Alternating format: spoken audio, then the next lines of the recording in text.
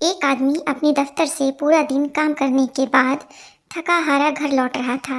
रास्ते में अचानक उसकी गाड़ी खराब हो गई। रात काफ़ी थी और एकदम घना अंधेरा था। मोबाइल का नेटवर्क भी नहीं आ रहा था। आसपास कोई घर या दुकान भी नहीं थी। ना कोई आगे, ना दूर दूर तक कोई पीछे। एकदम सन्नाटा और खामोशी। डर के मारे उसकी हालत बहुत ख़राब हो रही थी। अब उसने कोई उपाय न देख मजबूर होकर अपनी गाड़ी साइड में लगा दी और लिफ्ट के लिए किसी दूसरे गाड़ी के आने का इंतज़ार करने लगा। काफ़ी देर इंतज़ार करने के बाद उसने देखा कि एक गाड़ी बिल्कुल आहिस्ता आहिस्ता, बहुत धीमे धीमे उसकी ओर बढ़ रही है। गाड़ी आते देख उसकी जान में जान आई और वो मन ही मन खुश हो गया। उसने गाड़ी रोकने के लिए हाथ दिया, लेकिन कोई सुगबुगाहट नहीं हुई। गाड़ी धीरे धीरे रुककर उसके पास आ गई। जैसे ही गाड़ी उसके पास आई, उसने गेट खोला और झट से उसमें बैठ गया। लेकिन अंदर बैठने के बाद उसके होश ही उड़ गए, गला सूखने लगा। फिर भी गाड़ी अपने आप चल रही है। एक तो रात का अंधेरा, ऊपर से खौफनाक दृश्य। उसको समझ नहीं आ रहा था कि अब क्या करूं, बाहर निकल जाऊं कि अंदर ही रहूं। वो कोई फैसला कर पाता कि तभी अचानक सामने रास्ते पर एक मोड़ आ गया। तभी दो हाथ साइड से आए और स्टीयरिंग घुमा दिया और गाड़ी मुड़ गई और फिर झट से दोनों हाथ गायब। अब तो उसकी सिट्टी पिट्टी गुम हो गई।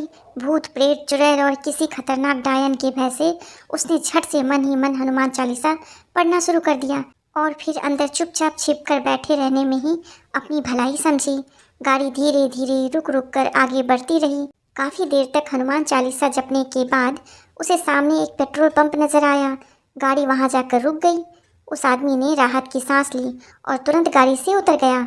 वहीं पर पानी पिया और एक बहुत लंबी सांस ली।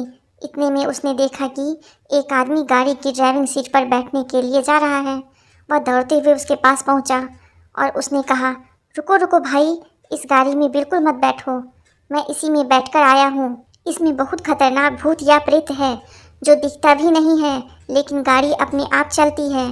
उस आदमी ने उसके गाल पर एक जोरदार झन्नाटेदार झापड़ मारा और कहा, अबे साले, तू इसमें बैठा कब रे?